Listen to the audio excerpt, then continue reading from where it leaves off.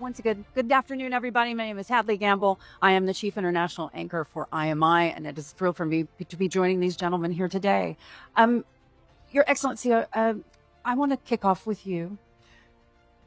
UAE, 60 years, a member of Opec, that ended just a few days ago. How are you feeling? Why do you say this? Well, Is it freedom? well, hardly. Again, this is a sovereign decision that was taken after a very careful look at our whole strategies, including made it in the Emirates. So, what does this decision do to the materials that our industries need here in the UAE? We will have a sense of freedom to produce what we require without joining any group, and that will give us a sense of planning, a sense of decision making when it comes to prioritizing our products that goes to the different industries. And as you know, ADNOC and its group of companies have been instrumental in enabling the industrial sector through the world-class products throughout the value chain of oil and gas that has been instrumental in getting us to where we are today. The future is going to be more prosperous for us. We look forward to grow our industrial base to become something that the whole world will need more, and having that flexibility is going to enable us and strengthen the made it in the Emirates. U.S. President Donald Trump has said that this is a good decision by the UAE, but we haven't heard anything officially from OPEC nor from Saudi Arabia. And those of us who follow energy markets might find that a bit surprising. Is this the calm before the storm? No, I think this is not the first time that a member country exit the group. It happened before, and the group has been relatively calm about it. Everyone realized that this is a sovereign decision. Everyone realized that UAE will be, as well, and as we said, a responsible producer. We're not new to this market. We understand it. We will always be acting responsibly, and we will be, as an individual producer, hopefully an enabler for growth.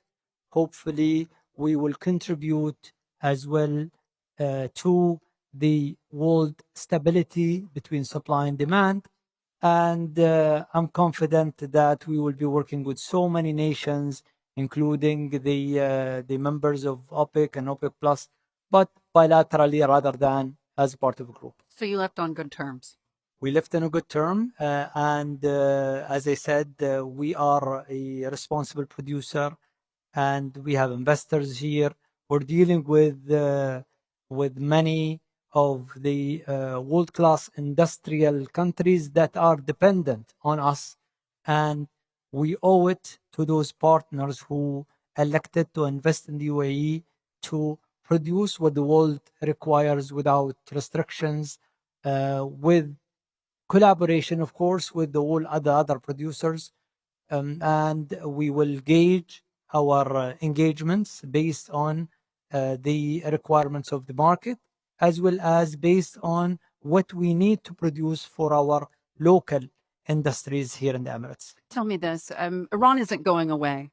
And, as we've heard earlier this morning from Dr. Sultan, the best way to protect yourself is to plan ahead. In your mind, what is the best case scenario? Well, the best case scenario that no one should be allowed to control the Strait of Hormuz, period. That is the best case scenario.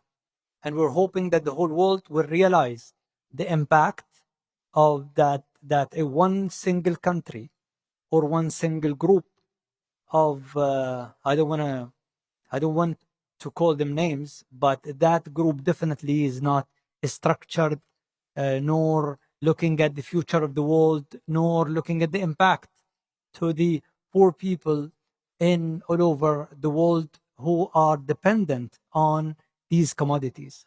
The shock in the market is something that is impacting the poor nations. The shock in the energy is impacting the consumers. And it's not just something that is impacting the Gulf states or us in the UAE. So that's the best case scenario. Do you No s- one should be allowed to control the Strait of Hormuz. And finally, do you still have confidence that Donald Trump will be able to solve this issue? We have a great relationship with the United States, with President Trump. I think the United States and many other countries are trying to ensure that the control of the Strait of Hormuz is kept outside the hands of the of this group that has been terrorizing civilians all over the Gulf states and other nations as well. Your Excellency Benali, I want to ask you specifically about the defense case for the UAE. In your mind, is the UAE prepared to defend itself? It's not, well, I think UAE have defended itself. We're so proud, not only us as nationals, but everyone who lived among us. Everyone who lived here in this country, practicing their usual, going to restaurants, going to cinemas, going to work, have seen the capabilities of our heroes at the armed forces. We did defend ourselves. And UAE has a history, even before the formation of the country, of defending itself. We're tough when it comes to defending our families and whoever lives with us. So I have no doubt of our capabilities, but those capabilities, with made it in the Emirates, will go to the next level. We need to go to the next level. Speaking of going to the next level, talking about the defense capability in terms of what's designed and produced here at home, in your mind, how quickly are we going to see a ramp up in production? It's interesting, when Edge was created around 6.5 years ago, there were some doubters outside that felt, yeah, maybe this is just a cosmetic activity. We will continue to buy everything from outside. The real defense capabilities will come from outside, and local capabilities will be just an accessory on the side.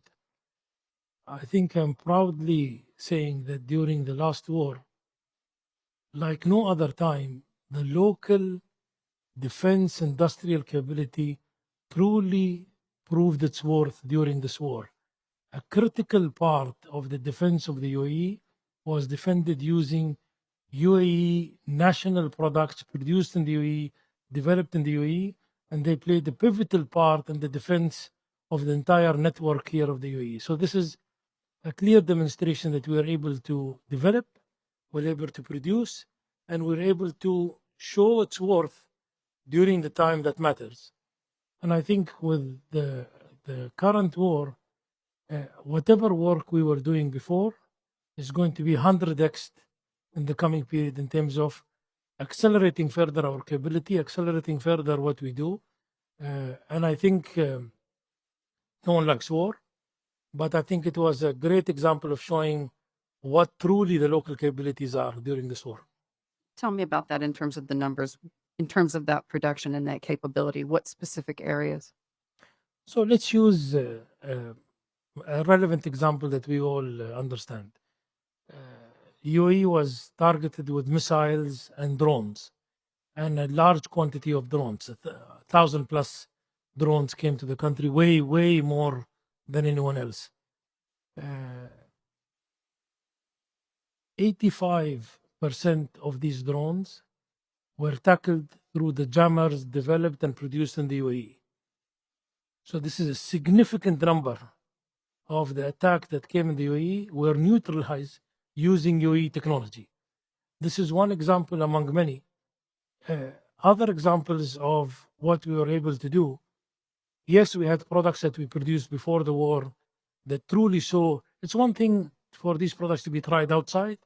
it's another thing for these products to be used in defending the nation.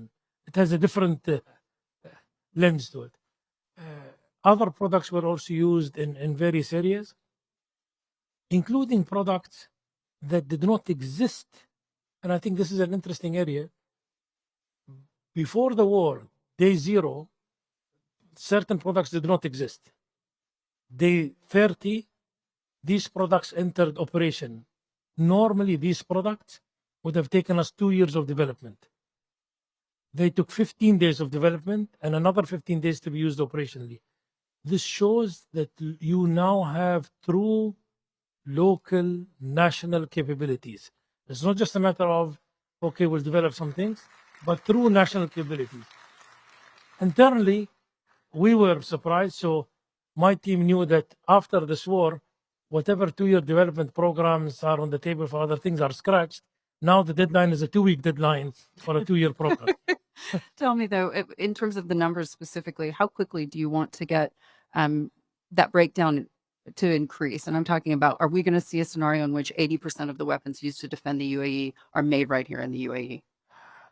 I think if you break the products to a number of categories, there is air defense capabilities, there is the general Air Force capabilities, the planes, and then there is the rest of the ecosystem, whether it's ships, whether it's guns, whether it's other ammunitions.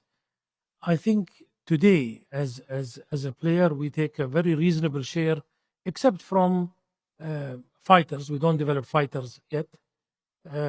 I think at the same time, when it comes to air defense, the soft kill air defense, the jammers that came in play, we are now fully self-sufficient as a country in that category.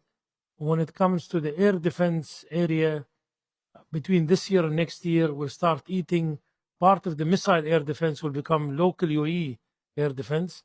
And I think over the next few years, we definitely have a determination that anything to do with air defense will be fully a UAE capability in that regard, produced in the UAE. So I don't think it's anymore whether it's if, I don't think it's anymore whether it's will. I think it's very clear what was done in the last few years, and whatever was done is now going to be 100x to grow and grow our capabilities. I know you were recently in the United States. You were meeting with various companies. I know you met with Elon Musk. Any insight in terms of the partnerships that you're working on? I would say stay tuned for a few interesting announcements. But let's give a small antidote in terms of where we are as a capability. It's one thing when you're developing something in the country and you're consumed locally because there is support to consume the local product. That happens in every country. And people might say, well, if you're a local player and you're consumed locally, maybe there is some favoritism just to use your product instead of international. Although in defense, it doesn't really work that way. But let's take that for an argument. 6 years ago, when Edge was created, the companies that came together, the annual international booked orders for Edge was 2% 6 years ago, 6.5 years ago to be more accurate. 3 years ago was 25%. 2 years ago was 50%. Last year was 70%. It means the product developed in the UAE in an annual booked orders that we have, last year 70% was international orders. So this tells you where we sit today from a capability point of view and how determined are we to really excel in that domain and really defend the nation and become a key player in the global advanced tech space and defense. So we've heard energy security, we've heard defense capability, and I now want to talk about putting all of that money to work. And we talk about the foreign trade profile. In your mind, how is that going to evolve post-Iran war? First of all, we had an excellent growth in the last few years, and last year we outperformed as well. Although we had 12 days of attack last year and during the summer, which did not disturb the overall growth that we had. Last year, we exceeded $1 trillion with a growth of around 27%. The majority went toward the majority of the growth went toward the exports, and the exports to the countries which we signed CPAs with exceeded the expectations with the massive growth. The first quarter of this year was as well continuation of this outperforming performance. We had an excellent growth as well. Even with the whole disturbance, everyone thought that we're going to go to the minus. But we ended up the first quarter with the growth much higher than the growth last year, which shows a very positive signal that we're going to continue regardless what's going to happen, and the resilience and the agility of the systems and the different policies that we have developed throughout the last few decades is paying off through the foreign trade numbers. Now, trade is not about only the numbers. It's about supply chain. It's about industry. It's about ensuring the availability of commodities with the reasonable prices in the country. And this is a very long story and very long journey which we have taken the last 3 decades in terms of the investments in our air cargo, investments and the transportation when it comes to ports, infrastructure, and the connectivities from those ports to the UAE and vice versa from the UAE to the rest of the world. And as well the investments in the logistical railways and the roads and bridges which managed to reduce the consequences of the supply chain disturbance because of the attack against us.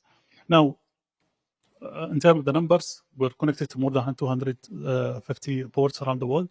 We're owning more than 330 vessels by our operators, and that makes us much more agile to maneuver around the challenges that is facing the globe now. When it comes to as well the agilities, we managed to shift many operations from the Arabian Gulfs to the Gulf of Oman, especially in Fujairah and Khorfakan, and they managed to move in many of the commodities. And guess what? As well, the airlines played a major role in reducing the consequences. The growth in some of the airlines were in above 30% in some of the cases, which means that we managed to shift and do that shift easily because of the readiness, as well as the taking different scenarios in daily operation, so to reduce the consequences of such incidents that we have.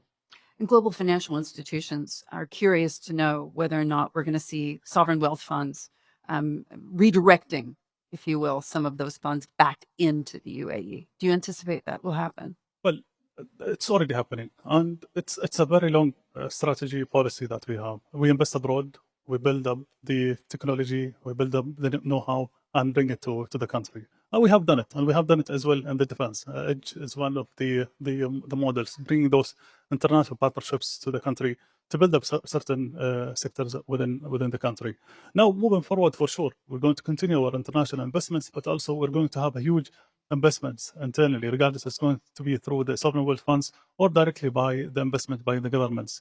But the infrastructure, the strategic projects, development projects are going to be a key priority for the country moving forward, and many projects will be announced very soon just to make sure that we're continuing the momentum and we're not going to be as well dependent in any countries. Do you anticipate we're going to see stimulus packages? We started with that, but the upcoming projects is going to be direct investments by the governments, different entities, regardless of federal or local, and that's going to as well boost the internal domestic public-private partnership. There were conversations obviously being had between the UAE and the United States about US dollar swaps. That was characterized by many in the media as a bailout. In your mind, how would you describe that? And also, if you would just kind of walk us through where you are in that conversation. Well, we had this discussion and conversation with many. It's part of an elite group that the US is having this swap policy with. They're having only with 5 countries: Canada, Europe, UK, Switzerland, and Japan.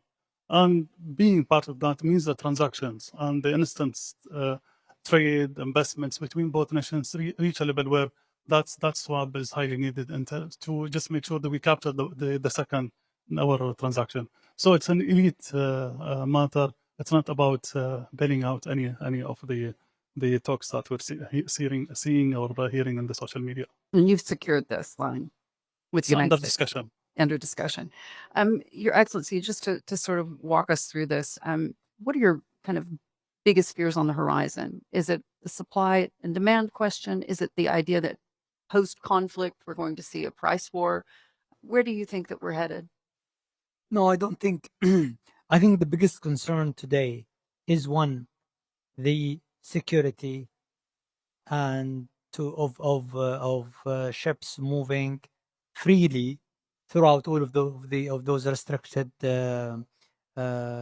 straits all over the world. Everywhere it's given, except for the Strait of Hormuz, except of what Iran is trying to do. So that's a risk. Now that risk, since it happened, it had drawn the reserve or the strategic reserve inventories down. And that is the second concern. That needs refill. So in addition to bringing back enough production to the world, someone need to produce to fill up those strategic reserves. But if we are not ensuring that this is not happening again, then that risk is there, and countries will start piling up their level of inventories to another level. And I don't know. We all remember when the United States strategic reserve levels were way higher, maybe double of what we have today. Is that going to change? We will see. That's why it's so important for countries like the United States, all of us here in the Gulf, that this strait is kept open without possibility that Iran is coming or the Revolutionary Guard coming and blocking it again after time. It needs to be settled. Those two will demand more production, so the world will need more energy, period. There has been a growth in demand. Now you add to it the inventory story, you need more. From where that additional volume is going to come? We will need more production. When those who are responsible producers, they will gauge. They will not flood the market. They will produce wisely to ensure that we are taking care of those two things. One is the daily requirements of the demand. Second is enough is attributed to filling up those strategic reserves worldwide. And within that narrative, U.S. energy dominance, in your mind, you say responsible producers. Is the United States a responsible producer? Well, every country hardly have their own strategy when it comes to fulfilling their production, their demand from their local production. And I think that's the story for the United States shale oil producers. When the United States consumes that much, and only before the shale oil, it was only 40%, 30%, 40% of that is supplied locally, then you have an issue. I think the shale oil production has been a revolution that the whole world benefited from because it balanced the supply of the United States. It gives them energy security. It gives them dominance when it comes to supplying their requirements. And that's a right for every country. We're doing it. Many countries are doing it for their economy.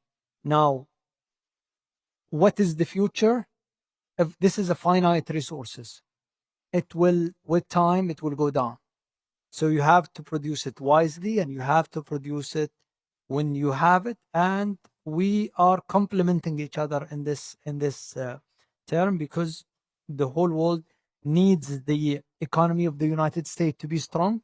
Many are benefiting from that economy, and we are a major investor there. So that economy supplied by that amount of crude have helped many countries. Your Excellencies, thank you so much for joining us. Thank you.